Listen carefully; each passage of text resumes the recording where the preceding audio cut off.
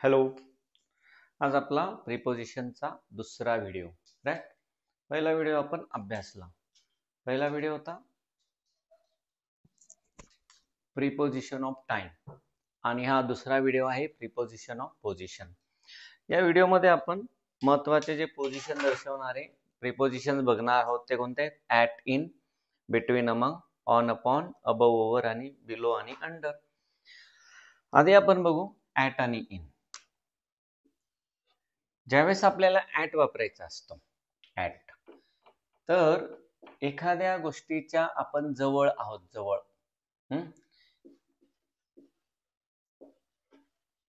एकदम नेबरहूड दर्शवण्यासाठी ॲटचा शब्द वापरतात. म्हणजे काय? समजा तुम्ही बसलेले आहात टेबलच्या शेजारी, म्हणजे टेबलच्या जवळ, झालं नियरहूड. मग तुम्ही काय म्हणू शकता? I sat at the table. I sat at the table. I sat at the table म्हणजे काय? मी टेबलच्या जवळ बसलेलो आहे, टेबलच्या शेजारी बसलेलो आहे. किंवा तुम्हाला एखादा आता ॲट द टेबल झालं म्हणजे नेबरहूड. आपण सोप्या भाषेत त्याला काय म्हणू शकतो? नियर. सोप्या भाषेत काय म्हणू शकतो? नियर. त्यानंतर दुसरा जर आपल्याला याचा यूज बघायचा असेल तर एक्झॅक्ट पॉइंट. पोझिशन बघतोय ना आपण, एक्झॅक्ट पॉइंट. एक्झॅक्ट पॉइंट म्हणजे एखाद्याला थांबायला लावायचंय की एखादा स्टॉप आहे, समजा कॉलेज स्टॉप आहे, तर तुम्हाला सांगायचं की कॉलेज स्टॉप जवळ माझी वाट बघ. तर तुम्ही काय म्हणता? Wait for me at the college stop. At the college stop. Right. बघा, ॲट आला, कॉलेज स्टॉप. कॉलेज स्टॉप काय आहे? एक्झॅक्ट पॉइंट आहे. पर्टिक्युलरली एकच पॉइंट आहे, त्या पॉइंट जवळ. बघा फरक आहे. तुम्ही इन लक्षात घ्या. इन द कॉलेज स्टॉप असं म्हणू शकत नाही. का बरं? इन जर विचार केला इनचा, तर एक एरिया असतो, त्या एरियाच्या मध्ये.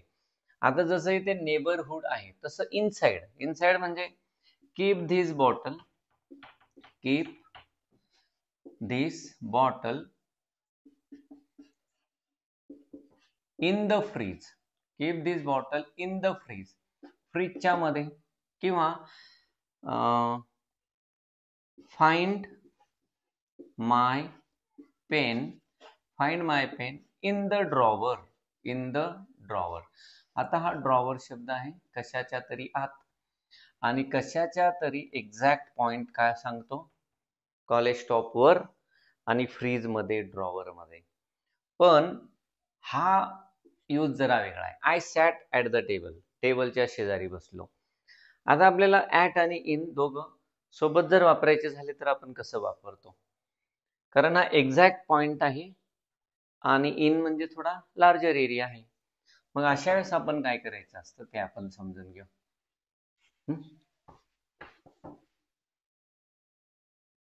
एक मिनिट. बऱ्याच वेळा हे कन्फ्युजन असतं आपल्याला की ॲट आणि इन सोबत कसा वापरायचा. तर लक्षात घ्या, दोन गोष्टी असतात. समजा तुम्ही कॉलेज स्टॉपवर आहेत आणि नाशिकमध्ये आहेत, तर त्यावेळेस काय करायचं? I am dash dash college stop dash dash Nashik. Dash dash Nashik. आतापर्यंत तुम्ही जे शिकले त्याच्यावरून तुम्हाला यायला पाहिजे. कारण कॉलेज स्टॉप म्हणजे मी काय सांगितलं होतं? Exact point. आणि नाशिक म्हणजे काय? Larger area.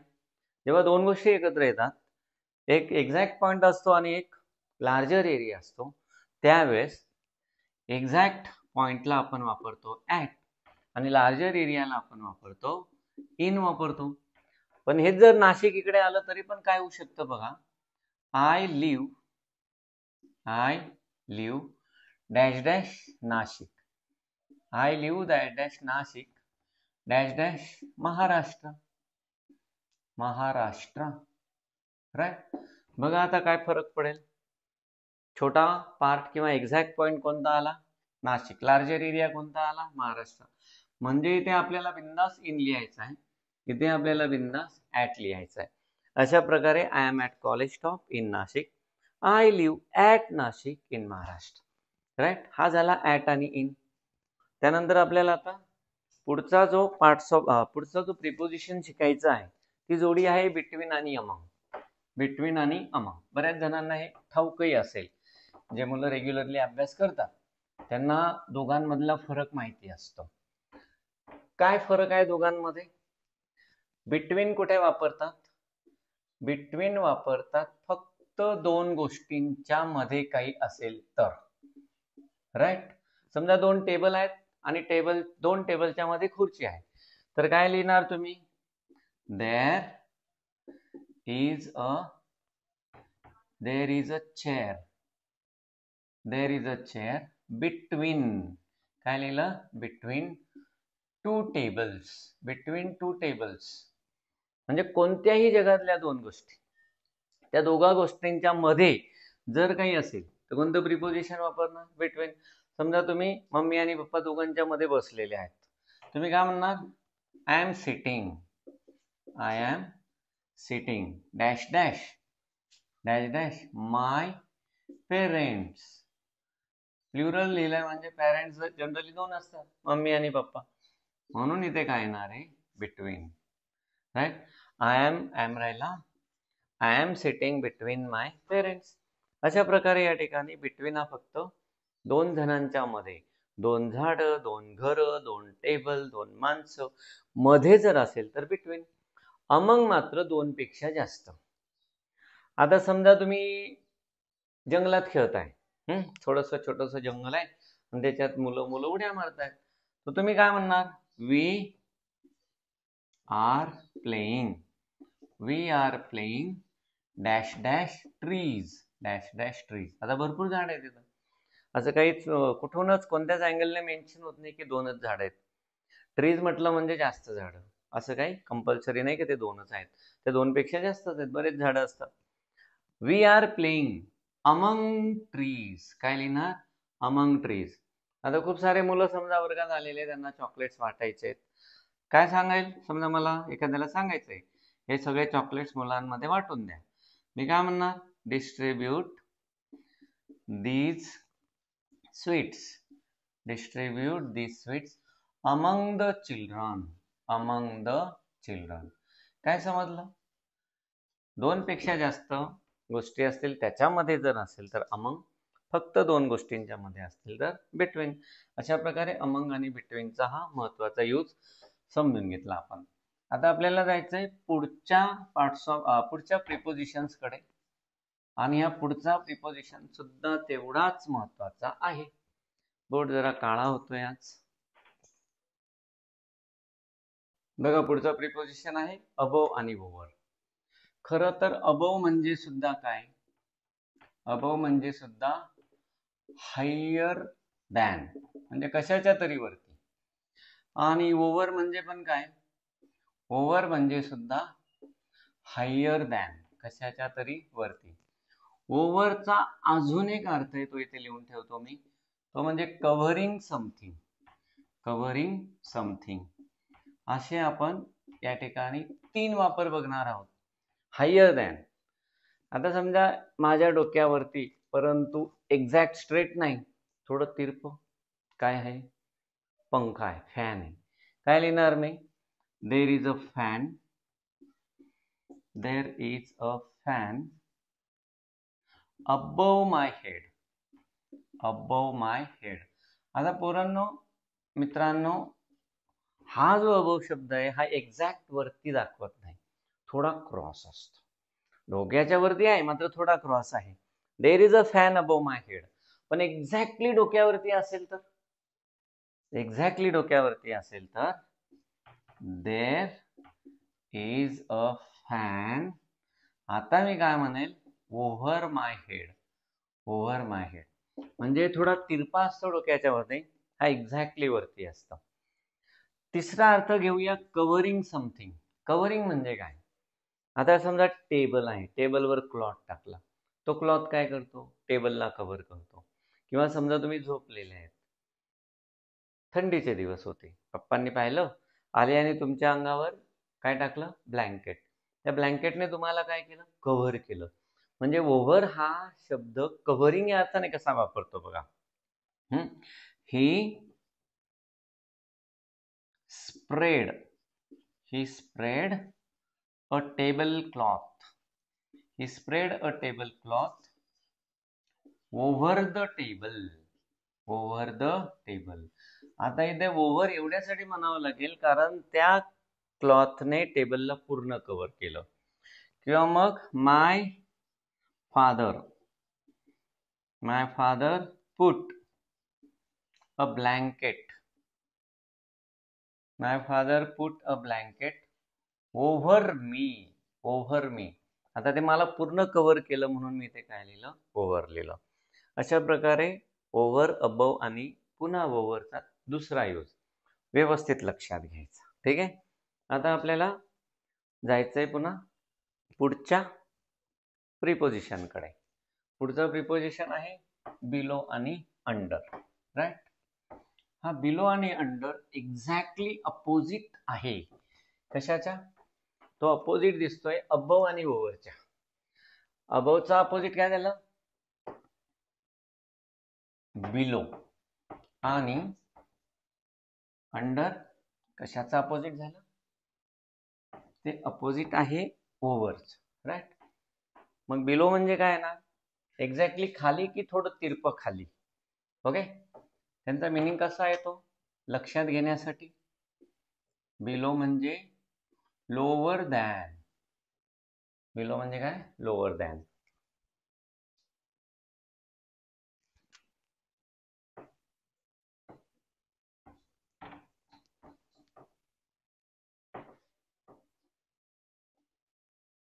आणि अंडरचा अर्थ पण काय होणार आहे, लोअर दॅन. आणि दुसरा अर्थ कोणता आहे, अंडर म्हणजे पण लोअर दॅन. आता अंडरचा पण इथे मी अजून एक अर्थ लिहून ठेवतो ओव्हर सारखा, कारण हा कशाचा अपोजिट आहे, हा ओव्हरच्या अपोजिट आहे. A sense of contact. जर कॉन्टॅक्ट असेल तर आपण अंडर म्हणतो. आता हा लोअर दॅन आहे परंतु एक्झॅक्टली खाली नाही, थोड्या साईडला. म्हणजे कसं, साधारणतः डोंगराच्या पायथ्याशी, घराच्या साईडला, खाली, बिलो द हाऊस. डायरेक्ट घराच्या खाली थोडी काय असतं, ते अंडर होईल. थोडं साईडला असेल तर below the house, below the mountain. Right. I live below the mountain. For example, हे खरोखर आहे बरं का. माझ्या घराच्या बाजूला एक डोंगर आहे माझ्या मळ्यामध्ये, म्हणून आम्ही काय लिहितो, I live below the mountain. आता याचा अर्थ काय घ्यायचा, डोंगराच्या पायथ्याशी. आता एखादा शूज ठेवतो टेबलच्या खाली, त्यावेळेस मात्र काय लिहिणार, एक्झॅक्ट खाली येणार. बिलो म्हणजे एक्झॅक्ट खाली नाहीये, तिरप आहे. अंडर म्हणजे एक्झॅक्ट खाली. I kept my shoes under the table. I kept my shoes under the table. बरोबर टेबलच्या खाली जागा असते मोकळी, म्हणून. आता तिसरा अर्थ काय सांगितला, अ सेन्स ऑफ कॉन्टॅक्ट. समजा चाव्या आहेत, तुम्ही काय केलं, चाव्यांना उशीच्या खाली ठेवून दिल्या. आता उशी आणि चावी दोघांचा कॉन्टॅक्ट आहे, म्हणून तुम्ही काय म्हणणार, I kept the key under the pillow. म्हणजे उशीच्या खाली म्हणायचं असेल तर अंडर म्हणायचं, कारण अंडर काय दर्शवतो, कॉन्टॅक्ट. टेबलच्या खाली, अजून इथे हे पण म्हणू शकतात, झाडाच्या खाली, अंडर द ट्री. राईट. कारण झाडाच्या एक्झॅक्ट खाली आपण उभं राहू शकतो सावलीमध्ये. अशा प्रकारे आपण आज हे अबव, ओव्हर, बिलो, अंडर यांचे अजून काही महत्वाचे युजेस आहेत, ते मी पुढच्या व्हिडिओत बनवेल. व्हिडिओ उगाच मोठा होतोय, तुम्हाला कंटाळा येतो बघायला. एक तर चांगलं काहीतरी शिकायचं असेल की थोडं कंटाळवाणं असू शकतं. मी प्रयत्न करतो जास्तीत जास्त सोपं शिकवण्याचा, पण शेवटी इंटरेस्ट कमी असला शिकण्याचा की कंटाळा येतो, साधी गोष्ट आहे. तुम्हाला खूप इंटरेस्ट असेल तर प्रचंड मजा येत असेल, यात काही शंका नाही. ज्या लोकांना प्रचंड इच्छा आहे शिकून घेण्याची, त्यांना 100% मजा येणार. सर्वात आधी काय बघितला, ॲट आणि इन. ऍटचं आपण काय बघितलं, शेजारी. At the bus stop, bus स्टॉपच्या शेजारी किंवा बस स्टॉपवर, at the bus stop exact point असेल. इन मध्ये लार्जर एरिया असतो, in the drawer, in Malegaon, in Nashik, अशा प्रकारे बिटवीन दोन जणांच्या मध्ये, अमंग दोन पेक्षा जास्त. ऑन आणि अपॉन राहिला आपला, राईट, ऑन आणि अपॉन राहिला, तो शिकून घेऊ, महत्वाचाच प्रिपोजिशन आहे. हा, डायरेक्ट आपण अबव आणि ओव्हर कडे गेलो. आता ऑन आणि अपॉन काय दर्शवतो, दोघांचा अर्थ होतोय वरती, दोघांचा अर्थ काय होतोय वरती. पोझिशन शिकतोय आपण, पोझिशन शिकतोय, राईट. आता पोझिशन शिकताना ऑन म्हटलं की वरती आहे, परंतु मुवमेंट नाही, त्याला आपण म्हणतो ऍट रेस्ट. ऍट रेस्ट, शांतपणे. टेबलवर तुम्ही ठेवलाय लॅपटॉप, लॅपटॉप उड्या मारतोय का नाही, शांत आहे, स्थिर आहे. टेबलला टच आहे, म्हणजे कॉन्टॅक्ट आहे, टच आहे, पण तो कॉन्टॅक्ट असा नाही की पूर्ण कव्हर झालाय. अंडरमध्ये कॉन्टॅक्ट असतो, पण तो पूर्ण कव्हर झालेला असतो, म्हणजे चावी पिलोच्या खाली आहे. The key is under the पिलो, दिसतंय का आपल्याला, नाही, कॉन्टॅक्ट आहे, पण ती पूर्ण कव्हर झालेली, हा कॉन्टॅक्ट वेगळा. टेबलच्या वरती लॅपटॉप ठेवलाय, तो कॉन्टॅक्ट आहे, पण महत्वाची गोष्ट ऍट रेस्ट आहे, राईट. मग काय लिहिणार, अपॉन म्हणजे ऍट मोशन, इथे मुवमेंट आहे, इथे काय मुवमेंट आहे, म्हणजे my mobile is on the table, my mobile is on the table. On वापरला, टेबलवर कॉन्टॅक्ट आहे म्हणून ऑन, कॉन्टॅक्ट नसेल तर ऑन नाही येणार, कॉन्टॅक्ट नसेल तर अबव आणि ओव्हर येईल. अबव आणि ओव्हर दोघांमध्ये कॉन्टॅक्ट नव्हता. ओव्हरचा जो दुसरा अर्थ आहे कव्हरिंग, त्याच्यात कॉन्टॅक्ट आहे पण पूर्ण कव्हर आहे, त्याच्यामुळे फरक आहे. एकदा की कॉन्टॅक्ट सुटला की अबव आणि ओव्हरच्या ऐवजी काय येणार आहे, ऑन येणार आहे. फरक लक्षात घ्या. कॉन्टॅक्ट असेल तर तुम्ही असं नाही म्हणू शकत की my laptop is above the table, my laptop is over the table, नाही म्हणू शकत, कारण कॉन्टॅक्ट आहे आणि ऍट रेस्ट आहे. दुसरा अर्थ काय सांगितला, मोशन. मोशन म्हणजे काय, ऍक्शन. एखादा व्यक्ती आता त्या टेबलवर उडी फेकतो किंवा मोबाईल टेबलवर फेकला. I threw my mobile upon the table, काय फरक आहे पाहून घ्या. ऑलरेडी टेबलवर ऍट रेस्ट आहे ऑन, पण ऍक्शन होते फेकण्याची, उडी मारण्याची, त्यावेळेस मात्र काय ना अपॉन. आता एखादी मांजर आहे, ती टेबलवर बसलेली आहे, तुम्ही काय म्हणणार, the cat is on the table. Already तिथं आहे बरं का, मोमेंट नाहीये, पण थोड्या वेळापूर्वी ती कॅट कुठे उडी मारते, टेबलवर. मग तुम्ही काय म्हणणार, कशी आली कॅट टेबलवर, the cat jumped upon the table, the cat jumped upon the table. काय दर्शवतोय जम्प, ऍक्शन. काय दर्शवतोय थ्रीव, ऍक्शन. जेव्हा केव्हा ऍक्शन असेल, मुवमेंट असेल, तेव्हा अपॉन वापरायचा.